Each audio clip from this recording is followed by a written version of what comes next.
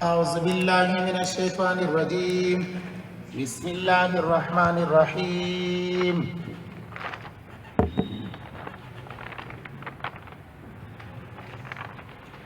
واعلموا أن ما غنمتم من شيء فأن لله خمسه وللرسول ولذي القربى واليتامى والمساكين وابن السبيل إن كنتم آمنتم بالله وما أنزلنا على عبدنا يوم الفرقان يوم التقى الجمعان والله على كل شيء قدير. سورة انفال دو حصے و اول حصہ کے علل و قوانین بیان شول. دا دویم حصہ دا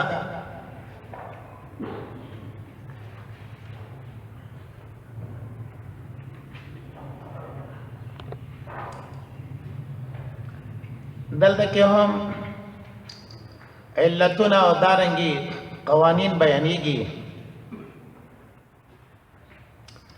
تشریح چې دا داولی داوی کوي او مصارف خمسه د غنیمت دا بیانېږي.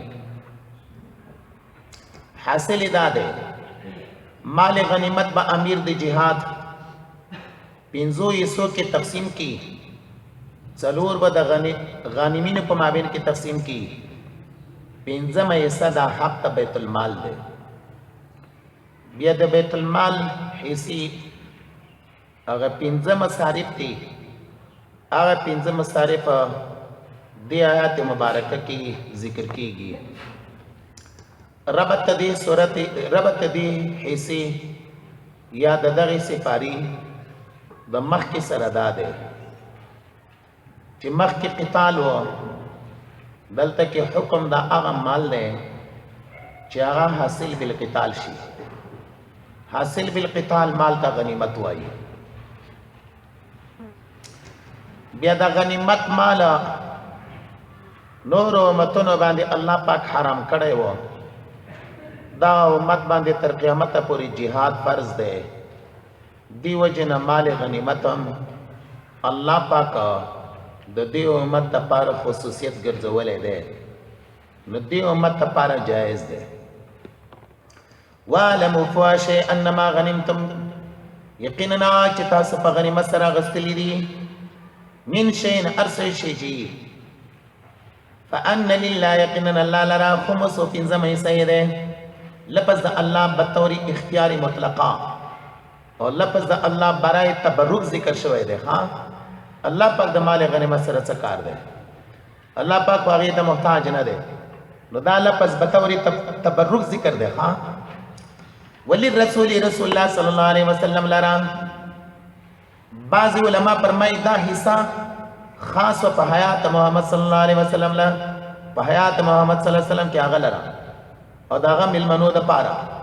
بیا د نبی علیه الصلاۃ والسلام د وفات نه وروسته وللرسول دا حصہ ساقط شوی ده. ها دویم باز وایي چې نه، ولی رسول دا د نبی علیه الصلاۃ والسلام په نامه باندې چې کومه حصہ وه دا بیت المال کې جمع کیږي د پاره د مصالحو د مسلمانانو.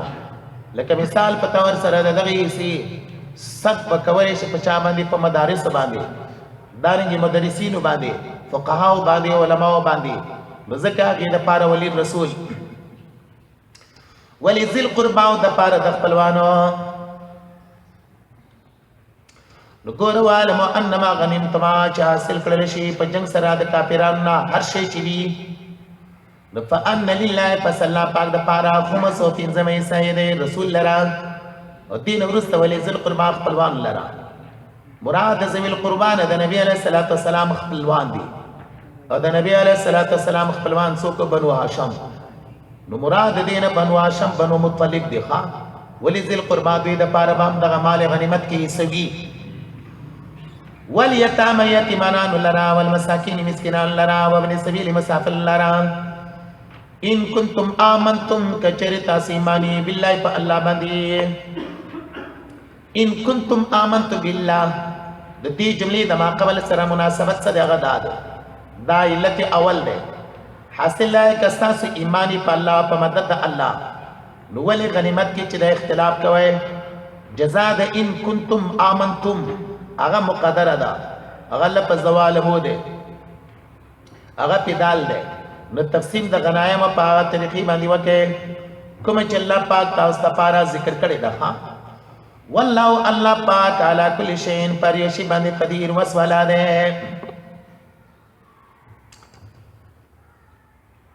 ان کنتم آمنتم کچریتا ایمان وی بالله فالله وما انزلنا چې موږ را لګلې ده وما اغه مدد لفظ ما عبارت ده چانه مدد نه ها وما هغه مدد انزلنا چې موږ را لګلې ده علی عبدنا خپل بندا یوم الفرقان پورز د فیصلی یوم الفرقان معنا به څه وکړه ورځ د فیصلی یوم التقل جمعان پاغ ورځ باندې چې مخامخ شولې وډلې یوم التقل جمعان فاغ ورځ باندې چې مخامخ شولې وډلې یو ډله د نبی علی السلام د صحابه کرام وا بل ډله د کفار او مشرکین وا والله علی کل شیء قدیر الله پاک پر یو شی باندې وسولا ده یو علت تک بیان شولا ان کنتم آمنتم بالله کچری ایمان وی په الله او باغ مدد چې الله را لګلې ده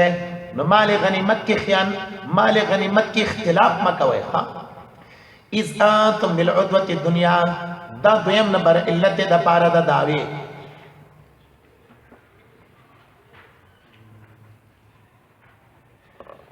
حاصل لا ده ستاسو جنگ ډلې دا ابو جهل سره بغیر د وعده نه وشولو وعده خو تاسو نو ور سره کړی تاسو قاتلی پسې تللې نو ولې تاسو اختلاف کوي په مال غنیمت کې اذ انتم کله چې تاسو وې بالعدوه الدنيا هغه غاړه نږدې باندې مدینه المنوره ته عدوه معنا مې څه توکړه په پښتو کې غاړه لپس د چا دی غاړه دنیا معنا مې څه وکړه نږدې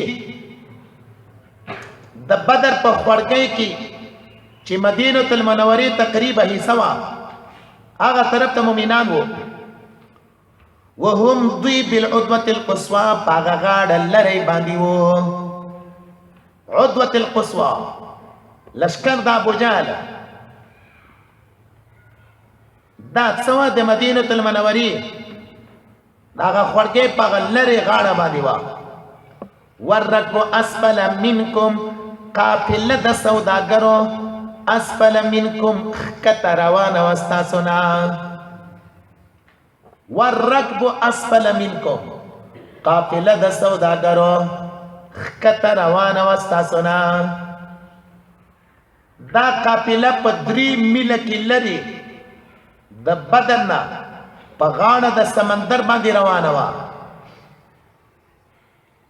په غاړه د چا سمندر باندې روانه وا 3 میل لري نو تقریبا 15 او 6 کیلومتر جوړیږي دوه فاصله کې څه روانه وا قافله روانه وا ولو تواعدتم کچریتا سواده کړي وای لختلفتم خامخا اختلاف مو کړي وا فی المعاد په وخت مقرره کې فی المعاد وقت مقرره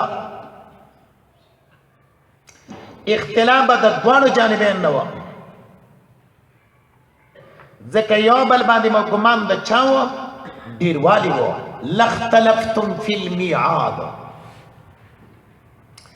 ولكن ليقضي الله لیکن الله پاک جمع کړلې بی وادي د پاره د دې چې پوره کې الله ولكن لیکن الله جمع کړلې بی وعدي